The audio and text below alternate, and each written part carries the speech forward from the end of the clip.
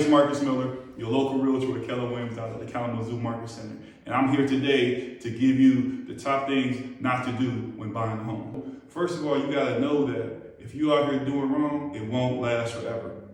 You can be out here robbing people. You can be out here selling drugs and get away with 1,000,000 times.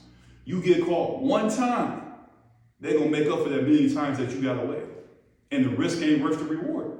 And let me throw something in there. You say if you doing wrong, it won't last forever. I'm gonna start a new saying: if you doing wrong, it won't last long. See, I like that's right. So if you're doing, I thought you was going there. If you're doing wrong, it won't last long. It won't last long. It won't last long. Okay. Like you see people out here who just got indicted at 50 years old. 50 years old, you got indicted, and you about to go do a 20-year sentence. All that money gone. That woman that you love, that you called your wife and your girlfriend, your wife, she's gone. She's gone, and it sounds good at first. I'm gonna be with you, I'm gonna ride this out until year 10 kick in. We got in the building today, Keller Williams' own Mr. Marcus Miller, and it looked like Brother Miller brought an award in with him. He got a little, some type of recognition. What's up with this? What's up with this plaque? Yes. First of all, thanks for having me.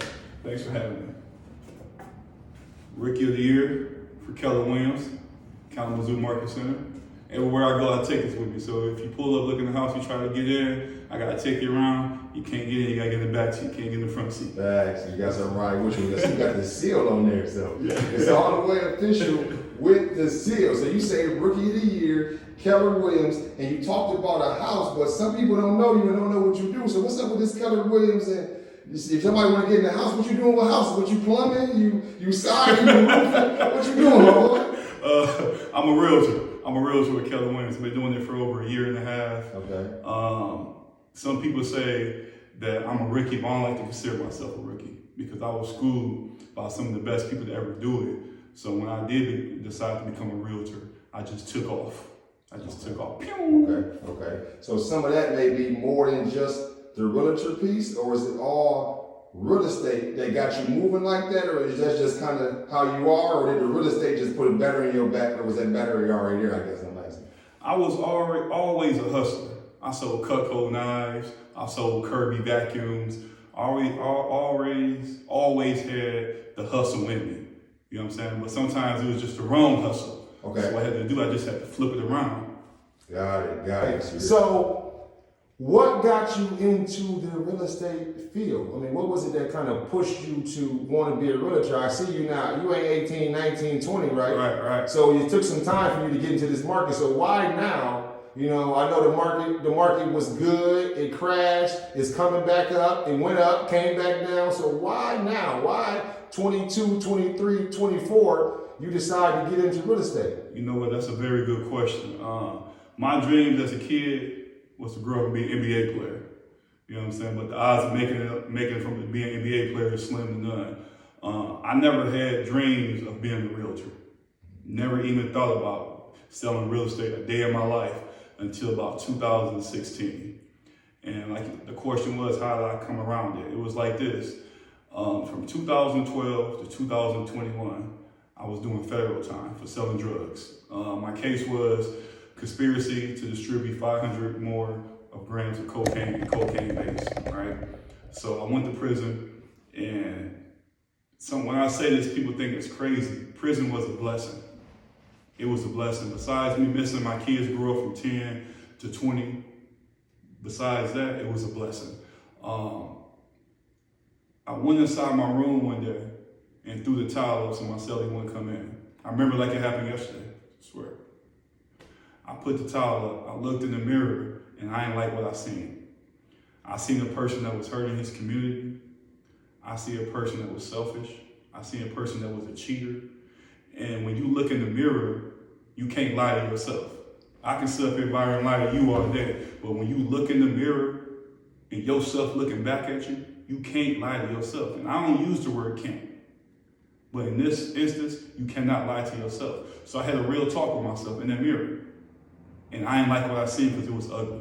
It was real ugly. So right there and there, I decided, what did I want to do? What am I good at? I'm good at selling. I done sold Cutco knives. I done sold Kirby vacuums. I done sold weed. I done sold dope. So when I went to prison for selling, I was like, okay, I could just do real estate and sell homes. So it hit me, boom. So I went out on the pod and I looked around. I seen a realtor right here. I seen a loan officer right here. I seen a broker right here. So I was like, let me talk to these guys. And then voila, they gave me the game. I soaked it in. Any questions I wanted to ask, any questions I need to ask, they answer it. Just because you locked up with people don't mean they don't know their craft. This loan officer right here, he just got greedy. This realtor right here, he broke rules, he got greedy. But it don't mean that they didn't know their craft. They was good at their craft, they just got greedy, and we was all in the same situation. So I took it, I soaked it. The last 6 years of my prison sentence, I did nothing but study real estate. Ask anybody who know me that was locked up on my book all day, every day. I worked in the kitchen and just studied real estate. So I got out. The first time I took my test, I passed it. Which anybody who just heard me say this, you know it's hard to do. It's people who watching this right now that took their real estate test 4, 5, 6 times and still ain't passing. You know what I'm saying? So that's a blessing, and that's how I really got into real estate. Okay. So it sounded like what I heard was a couple things. I heard that your unfortunate circumstances as a result of your actions was a gift and a curse. Yes. Usually we only see the curse part of it, but there is some gifts that's associated with this, it sounds like. Perfect. You said it perfect. Okay. And then it also sounded like you said that you swapped the hustle. Is that what you did? I swapped the hustle. You took what you knew in a negative sense and you put it in a positive sense, it sounds like you're saying, right? Yeah, exactly, because when you start your own business, right? When you start your own business, my comparison is from what I used to do to what I do right now, right? You start selling drugs, you don't got no clientele. You start selling houses, you don't got no clientele. You sell drugs, you find a product. You selling houses, you find a product. It's the same thing. You find people who want to buy your product. You find people who want to buy this product. It's the same hustle, but this right over here is legal. This hustle right here is legal. I sleep with my doors open at night now. You feel what I'm saying? Like, it's a blessing. You just gotta know, first of all, you gotta know that if you out here doing wrong, it won't last forever. You can be out here robbing people. You can be out here selling drugs. You can get away with 1,000,000 times. You get caught one time, they're gonna make up for that 1,000,000 times that you got away. And the risk ain't worth the reward. And let me throw something in there. You say if you doing wrong, it won't last forever. I'm gonna start a new saying. If you're doing wrong, it won't last long. See, I like that's right. So if you're doing, I thought you was going there. If you're doing wrong, it won't last long. It won't last long. It won't last long. Okay. Like you see people out here who just got indicted at 50 years old. 50 years old, you got indicted, and you about to go do a 20-year sentence. All that money gone. That woman that you love, that you called your wife and your girlfriend, your wife, she's gone. She's gone, and it sounds good at first. I'm gonna be with you. I'm gonna ride this out until year 10 kicking in. Thanks. What brought us here together? We haven't known each other very long. Not at It's all. only been about 30 days, 45 days, and we still really don't know each other. There's been some conversations, but it ain't like we know each other. What brought us here today? How did we get together to do this? What's the connection that we have? The biggest connection we got is Nook. Okay. Nook, you know what I'm saying? Nook is the only person who I let cut my hair, right? I seen you over there doing your little podcast things upstairs in the business. Yeah. But we seen each other, but we really never spoke. We seen each other, but never really spoke to each other, right? So one day, Coco doing my hair, which is Nook's sister, and you was asking me some real estate questions. And the real estate questions you was asking me was, you not working with a realtor, but you buying a house by yourself, which I applaud you. And let me tell you, you did a good job, a good job. and he wanted some pointers and tips. So I gave him a home inspector that he can call to get his house inspected. I gave him some tips, and I told him if you need anything, free of charge, anything, just give me a call. So that's how we originally met. Okay. So I gave you a call, you got me the inspector, I worked with the inspector, it all turned out well. And then we got into a situation where you was kind of saying, I was maybe running into some red flags, or I was running into some danger zones. So with that, I want to ask you if you can give, based on my situation, 3 to 5 common mistakes that a person may run into when doing real estate. But I also want you to couple those with the solution. So here's a mistake, and then here's what to do to avoid that mistake. Mistake number 2, and then here's the remedy for that mistake. So my mistake might have been not using a realtor. So I'm gonna give you the first one. The first one is mistake. Would that be mistake number 1?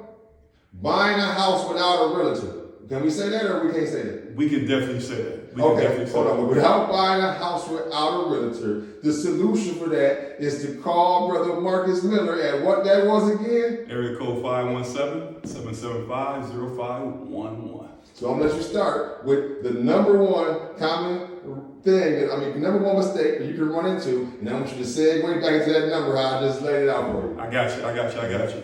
Number 1, use a realtor. If you got a property, especially like the one that Byron just bought, right? You can sell this house yourself.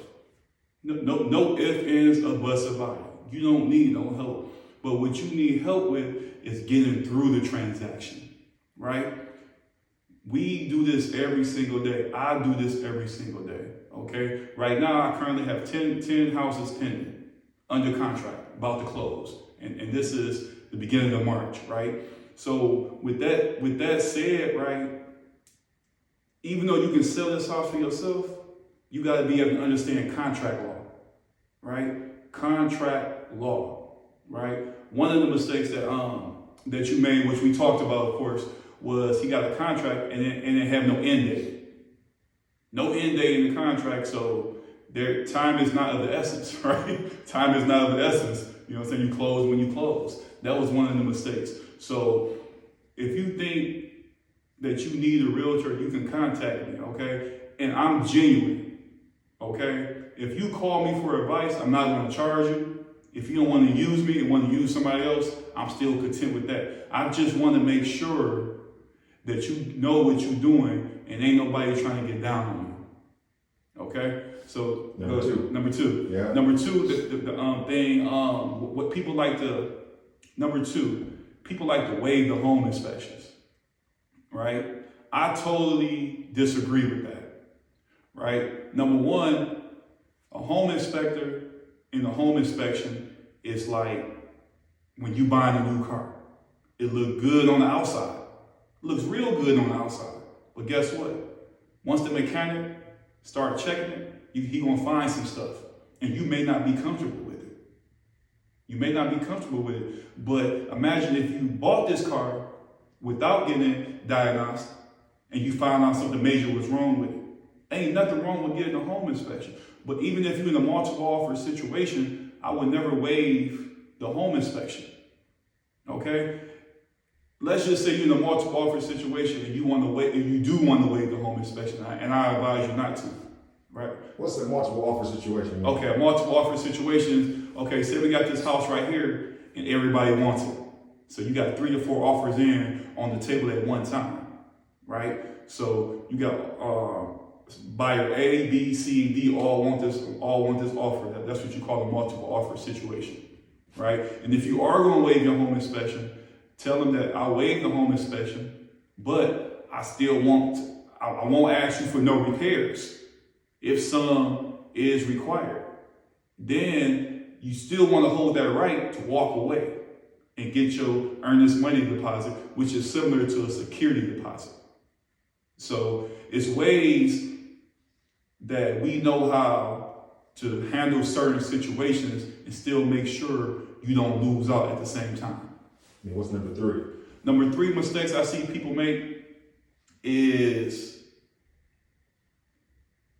thinking that you're going to find 10 out of 10 things. 10 out of 10 when it comes to buying a home. All right. Everybody wants the 3-bedroom. Everybody wants the full finished basement. Everybody wants the garage. Everybody wants the picket fence in the front. Everybody wants the huge backyard. Right. In the real world of real estate, if you find 7 out of 10 things in a home that you like, that's really a 10. Because the chances of you finding 10 out of 10 is slim to none. And if you do find that 10 out of 10, you're going to be in a multiple offer situation. I love that. And I will speak to that from experience. I don't know if this is being heard now, but I didn't get the picket fence. I didn't get the big backyard. I actually got a bando in the backyard. We were next to a straight up trap bando behind me, and I don't have the garage. But I have a 12 to 15 out of 10 of what I wanted and what the market is. So I really would tell somebody to honor that and respect that, because you may try to get all the amenities you want, and now you're paying over market, and you could be upside down in the house opposed to getting to something that is a stellar thing, but it's not everything you want. It's almost like with a woman. You're not going to get every single piece you want. You kind of got to say, okay, she might be bad, but it's the attitude. Okay, she might look good, but her breath stink. She might, you know what I'm saying, have long hair, but you can't stand her. So there's some things you want to say, like, okay, I can work with this because we understanding, we got a good vibe. The older we get, the less we're really looking at the stuff that's material and superficial. Is more about the structure. It's the plumbing. It's the piping. It's the electrical. It's the roof. It's the foundation. When you get older, you're not looking at the fence. That's right. You ain't looking at the yard. Because you ain't going to sleep in the yard. You ain't going to sleep in the garage. You ain't going to sleep in the... Right, for real. No, real talk. Real talk. You're going to sleep in the house, and you got to make sure something that's secure and solid and something that's going to last you for the long run. So I ain't gonna that's nicely said. Realtor expertise because I don't have none, but I did want to just cover that aspect because I'm sitting here because this is a passion of mine, but I'm also sitting here because you was able to help me, and even when I offered to compensate you for the little bit that you did, I still, and I'm not gonna say a little bit as minimizing, but I only got a couple of advice. Right. I'm probably the easiest client if I was the client that you didn't have, because I just wanted to make sure I was making the right steps, because I'm doing a lot of stuff myself. So I kind of value people's time, and I know any time a person spends, they should be compensated for, because I want to be compensated for my time, because I'm one who has experienced lack of compensation for the efforts and knowledge and support that I give. So I never want to hear somebody else like that. But even when it came down to that, your thing, what was your answer to that? What was your answer? What was more important to you than the money? What was more important to me than money was I want to see you win. I want to see, let me just say this, right? There is not too many people of color in this market as a real estate agent, right? I mean, there just isn't, right? Known facts, right? And the difference between black home ownership and white ownership is this much apart, right? So whether you white, black, Chinese, Mexican, a lesbian, gay, and you got a question, everything is not about money. I want to see everybody win. I want to see everybody win. Like he said, he was trying to compensate me for what? I'm really not, I don't think I did nothing to get compensated for. If a person want to compensate me for making sure that they doing the right thing, I don't want it. I want to see people win, especially my young brothers out here. I want to see everybody win. I love to see everybody win. Like when I seen him, like he probably forgot that he told me that he was closed on the house on Wednesday. I called him. I was like, how did the closing go? You know what I'm saying? I can hear it in his voice, like, man, he remembered that I closed today. You know what I'm saying? Because I'm writing notes to make sure. Call Byron, see how his closing is. See how everything, do you still need more help with this? And let me help you with that, because you called me on the right day, Tuesday. And I said it fell through. We didn't close. You remember? Yeah. We was already down to the wire. We was down to the last day of the month. So when we talk again, we're going to talk about the interest with mortgages that come when you close at the first of the month versus when you close at the end of the month. When you get the home inspection, when you don't get the home inspection. When you got an end date on the contract, when you don't. Because although it was a red flag and it was a bad thing, it was strategic for me. So that's one thing about it is everybody's situation is different because we didn't want an end date. But that's not going to be a good idea for other people unless you got your strategy tight. And that's why you need somebody like you, because even when it came down to it, we was having an issue with the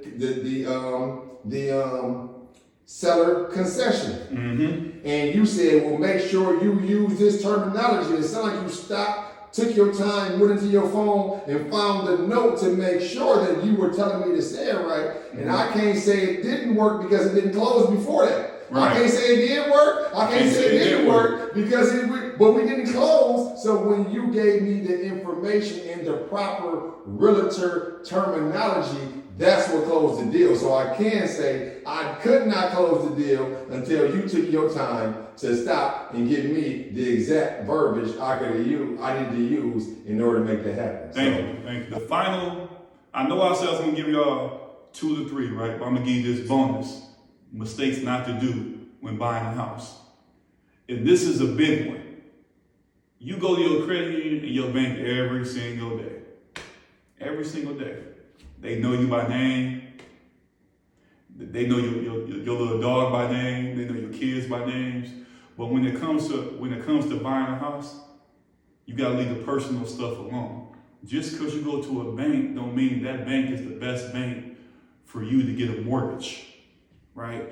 Because in real estate, there is no such thing as a perfect transaction. Would you agree? I agree. There is no such thing as a perfect transaction. So you need a lender who's going to fight for you. You need a lender who's going to fight for you. You need a lender that's going to know when to hold them and when to fold them, when to get you through to closing, when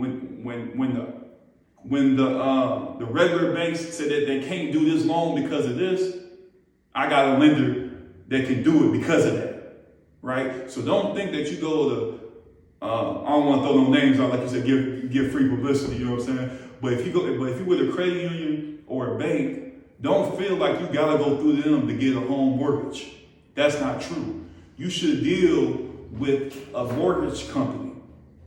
Banks do other stuff. But if you deal with just a mortgage company, they got your back like a shirt. And not only that, you don't want to deal with a mortgage company like Rocket Mortgage. I don't want to say don't, because what they doing is they sit in the cubicle. They sit in the cubicle. You can't call them after certain times, right? You can't call them on the weekends after certain times, right? The lender and lenders who I use, I have a personal relationship with them. I can call them after 10 o'clock at night if we got an emergency question, right? So that's the last bonus that I'm gonna give you about mistakes that you make when you buying a home. Make sure you get a good lender that can solve problems. Yeah. So you really are a salesman by nature, but a realtor by trade. Would that be accurate? That's very accurate. Okay, and then what should a person do who want to get in contact with you? How should they go about that? I mean, you can just Google me for one, Marcus Miller.